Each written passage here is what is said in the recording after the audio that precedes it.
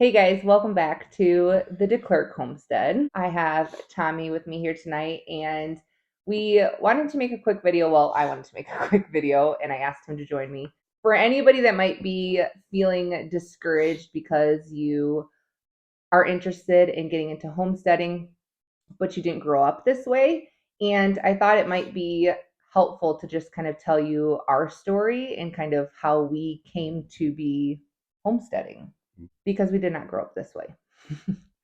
Very opposite, in fact. We both actually grew up in pretty major cities. I remember my mom growing a tomato plant like one time, I think, but we did not have animals or really much of a garden. We didn't even have a dog for my childhood. My first dog was when we were like 24, 25. Yeah.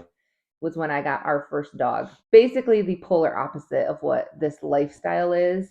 My family didn't even hunt or fish, so I had like no exposure to processing animals or growing food in any capacity. Even when you think of the aspects of homesteading that are like house related, as far as like cooking food from scratch or canning, none of that was a part of my childhood. What about for you? You had a little bit more with your parents. Yeah, I mean, my dad has always kind of had a green thumb, so he was always in the garden, mostly growing flowers and that. We did have a really nice raspberry patch growing up. It was pretty amazing. Pretty much our whole back fence of our property was raspberries.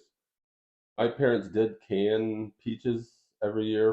It was mostly stuff bought from the store, bring it home, can it for over the winter and all that. And they would make yogurt sometimes too, you said, Yep, they right? used to make yogurt.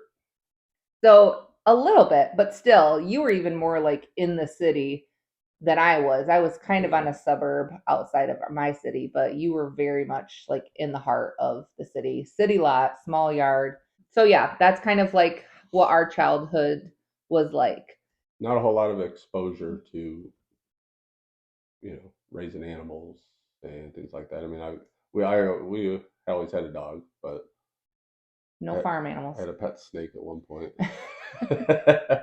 I did have cats. I did have a cat, maybe two different cats as a kid, Yeah, but but nothing as far as livestock. so when we first got married, I did not come to this marriage with a lot of domestic skills. I was not very homemakey. In fact, I've shared this story many times, and though it was very, very embarrassing at the time, um, I think it's a good testament that if I can become this person I am now, anybody can. So we had an apartment when we first got married, and I started a fire making chips and cheese. And it wasn't just like a quick flame up, like put it out. Like it was like a bust open the fire extinguisher, like Yeah, completely make a mess of the whole place, putting it out. an apartment complex. Yeah. And I mean, chips and cheese. Like, how does that even happen? Now I'm at the point where I could make tortilla chips from scratch, and I could go out and milk my cow and turn the cow's milk into cheese to make those chips and cheese. And I think that's just amazing. Like I have come a long way in my domestic skills, especially in my culinary skills. And when we were pregnant with our second child, which was in 2011, I decided that I really wanted to give birth naturally. I had kind of had this idea in my head with the first pregnancy that I wanted to do it, but I didn't like do anything with that idea. So with our second pregnancy, I signed up for a class that we took together called the Bradley Method. That class was, yes, about birthing naturally, but it covers a The lot of full, the aspects of pregnancy as far as like nutrition yeah. and exposure to household toxins, and just kind of like a very holistic view of your pregnancy, not just the birthing aspect. And I just remember for me being like completely eyes were opened because I had a very standard American diet. Like I didn't know what real food or whole food was. One of the big eye openers for us was the focus on nutrition of it. Because the Bradley method isn't you just go to a class and do some breathing techniques type stuff. Like you dive in and actually learn what the heck's going on. But the nutrition side of it was the big eye opener, I think, for us. I thought eating healthy was like having a salad. Like that was the limit of my idea of health. Yeah. And like kale was really popular at that point. I remember being like, kale's probably healthy.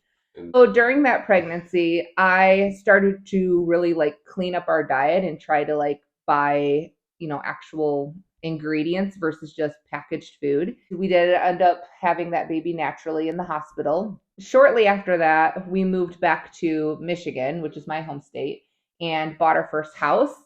At that point, I got into kind of a group of women who were really into natural birthing and like breastfeeding support, just really natural minded as a whole. And they are kind of the ones that exposed me to things like shopping from a farmer's market or buying meat directly from a farm. We signed up for a raw milk herd share.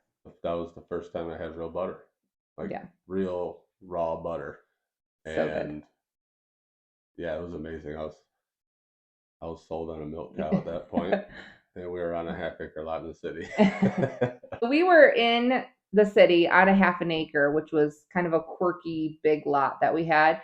But basically, at that point, what we did was that we lived for about 2.5 years there, really gaining a lot of skills that are necessary for homesteading by just changing the way that we prepared food. So I bought a ton of produce from farmers markets and local farms. We would buy like a half a pig. We would buy some local chicken. All from people that we knew.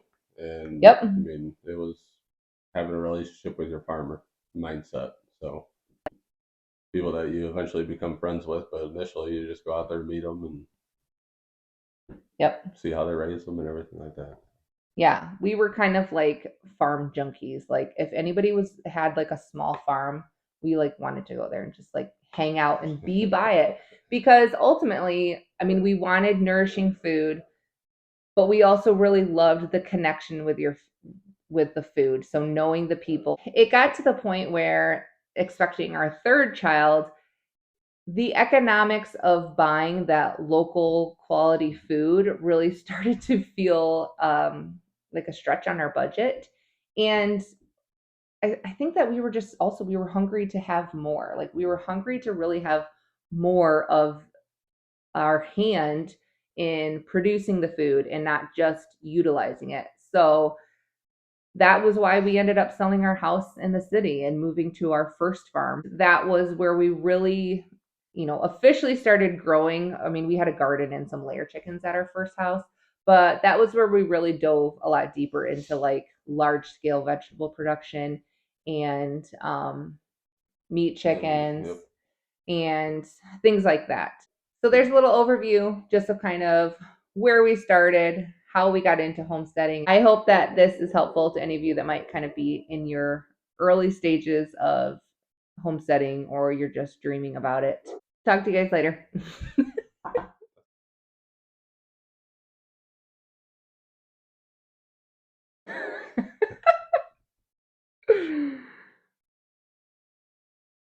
This is where those dogs.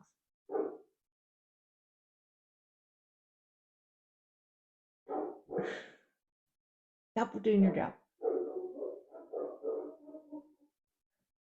Just go with it. Just go with it.